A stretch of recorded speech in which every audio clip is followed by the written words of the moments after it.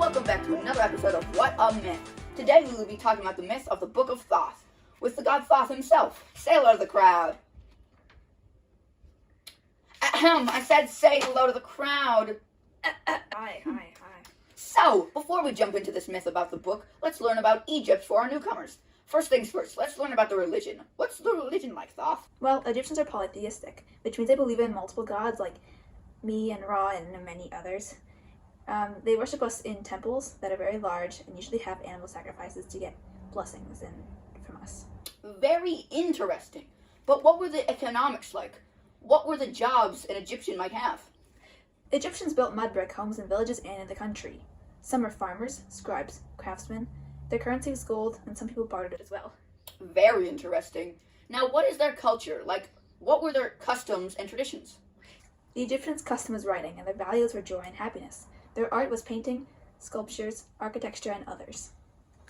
So their custom was writing. They invented that, am I correct? What other things did they invent? Yes, you are right. The Egyptians invented writing, as well as mathematics, geometry, surveying, metallurgy, astronomy, counting, writing, paper, papyrus, medicine, and much more. Did you know that they tell stories to share their history? Their system of education is mainly for boys of wealthier families, but there are some records of girls going to school to become healers. Boys usually start school around age 7 and learn to write, read, and mathematics. Huh, cool. What kind of government do the Egyptians have? Well, the ancient Egyptians' government was a theocratic monarchy, as a king ruled by a mandate from the gods. The government consists of a pharaoh and sometimes a queen. Some famous rulers were Hatshepsut, Ramses II, and many others. Interesting. Very interesting. So what was the environment for them? I mean, I should know, but for those who are wondering... Some of the geographical features in ancient Egypt are deserts, deltas, fertile land, rivers like the Nile, sand dunes, mountains, cliffs, rocks, and stuff. The desert is a dangerous place, therefore acting as a natural barrier between Egypt and their enemies. Heh, yep, that's how it is. So, what was the social hierarchy? Well, there are 3 main social classes, the upper, the middle, and the lower. The upper class consists of the royal family, rich landowners, government officials, priests, army generals, as well as scribes. The middle class is merchants, manufacturers, and farmers. The lower class is peasants, slaves, and serfs. Aha. Well, now that we've learned a little bit about the Egyptians' lifestyles and stuff, we can get onto the myth! What? How'd you get that?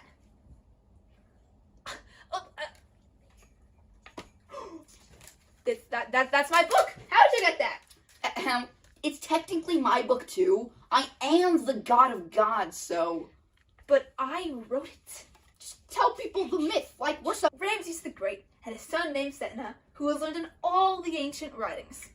He was very happy to be left alone to study, while other princes led their father's armies to guard the empire. Setna could read even the most ancient hieroglyphic writings on the temple walls, and he was a scribe who could write quickly and easily, and was also a powerful mage. So one day he was reading through the ancient books. He came across the story of another pharaoh's son hundreds of years earlier who was as wise a magician as excellent as a scribe, and his name was Neferkeptah. He had his wisdom because of the Book of Thoth, and if you shall read the pages, you will learn the language of the birds and the beasts, and be able to enchant the earth with heavenly gifts. Setna read further and found the book had been buried with Neferkeptah in his royal tomb at Memphis. He was desperate to go and find it, so he asked his brother Anaru to go along with him, and he agreed. The brother set out for Memphis and found the tomb of Neferkeptah, son of the great pharaoh Amenhotep. Setna ventured into the tomb, and to the center where Neferkeptah was laid to rest. He found the restless body wrapped in its linen bands, and beside it were 2 ghostly figures, a young woman and a boy. Between them lay the Book of Thoth. Setna bowed to the Kaz and asked him to let him take the book in peace and not forcefully and through magic. But the Kaz refused, telling Setna it had brought trouble upon Neferkeptah and his family. The Kaz were the wife and the son who were dwelling, the husband and the father they loved so dearly. Ahura the wife, and Merab the son. Ahura then said to Setna to listen to her tale and beware. This is my favorite part. Shh. Okay. Keep on telling the story. Already. So began the tale. Neferkeptah was a lot like Setna, always studying the ancient writings on the walls, a great scribe and magician. He was studying the carvings in one of the ancient shrines of the gods, when a priest told him that there was such a book that was written by the god of wisdom and knowledge himself, the Book of Thoth. And if you read the first page, you will be able to understand the birds, reptiles, and beasts. And when you read the second, you will be able to read the stars, hear the sun, see the wind, and behold the secrets of the gods themselves. Neferkeptah then said he would do anything just to know where the Book of Thoth lay. The priest replied, "If you wish to know where it lies, then I shall be buried as a king, and granted 100 bars of silver." Neferkeptah agreed, and once he brought 100 bars of silver to the priest, he told him, "The Book of Thoth lies beneath the middle of the Nile, in a gold box, which lies in a silver box, which lies in an ivory and ebony box, which lies in a wooden box, which lies in an iron box, which is guarded by scorpions, snakes, and a serpent who can't be slain. Neferkepta was very, very happy and wanted to venture out right away, but his wife pleaded him not to go, because the god's things were not ours to meddle with. But he did not listen. He was too desperate to gain the knowledge from this book. They started to sail up the river right away until they came to Coptos. The priest of Isis came to welcome them and led them to the temple of Isis. Neferkepta made a sacrifice of an ox and a goose to the gods Isis and Horus to get a blessing. So on the morning of the 5th day, Neferkepta went down to the river, and with the blessing of Isis and Horus, he made a great enchantment by summoning a magic rope that would bind itself to anything he commanded, and could not be broken. He cast it into the river, commanding it to seek an iron box. Once he commanded the rope be lifted out of the water, it brought an iron box guarded by snakes and scorpions and the serpent. It was set on the ground when Neferkepta spoke a word of power, and the snakes and scorpions became as still as stone. Then the serpent rose to strike, as it could not be affected by magic. Neferkepta drew his sword and cut off the serpent's head, but it reattached. So Neferkepta had a pot, cut off the serpent's head again, threw it in the pot, closed it, and threw it into the Nile. He then opened all the boxes and revealed the Book of Thoth. He read the first pages and gained all the knowledge that the priest mentioned. He handed it off to Hura, his wife, and she gained the knowledge of everything.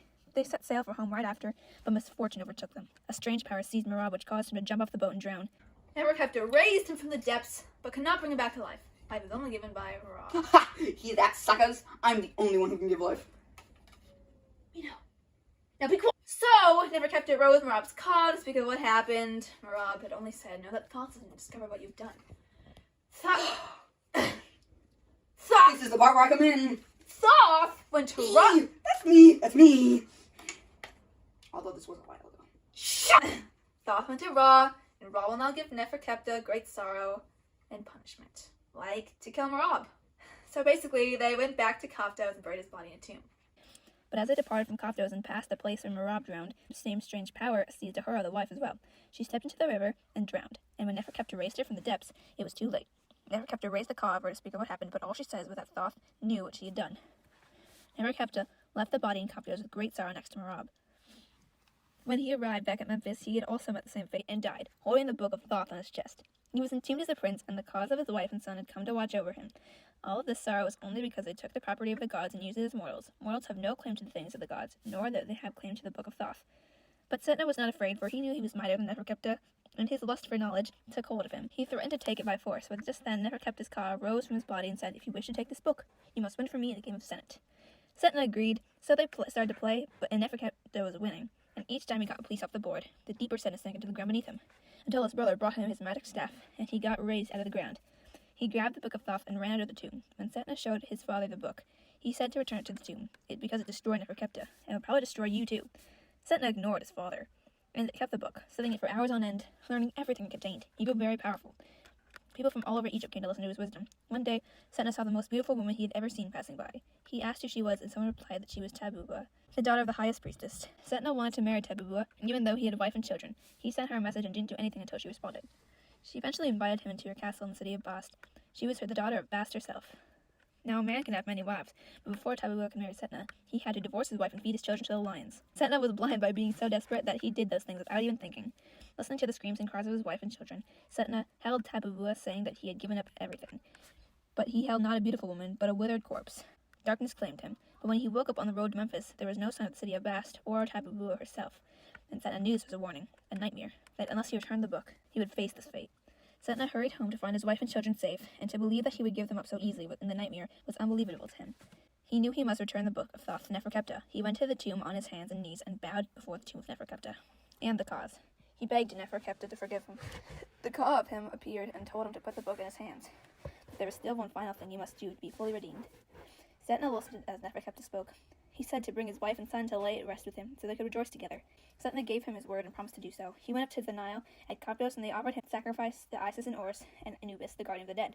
The priest could not tell Setna where Ahura and Merab had been buried, because it was so long ago. Setna read through the ancient writings and looked at the oldest carvings, but they could not find records of their burial. No one knew where they were buried, except for one man. They went to an ancient field on the outskirts of Coptos and dug, and found the tomb.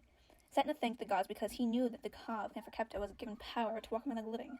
So basically, the guy that showed him where the tomb was Neferkepta. Setna carried the bodies back to Memphis as if they were pharaohs.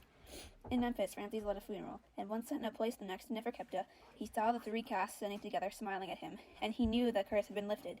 Setna covered the tomb and so no one could find it again, and there lies the hidden book of Thoth. Held safely by Neferkepta and his wife Ahura and their son Merab. The end. Wow, so interesting. Let's give Thoth a round of applause. Oh, well, no. So what do you plan to do now?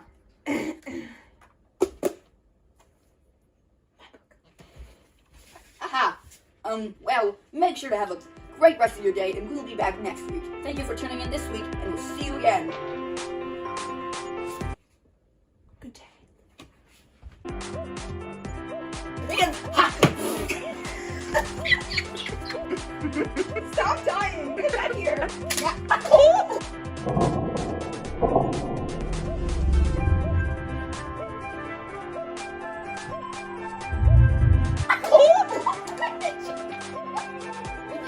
I am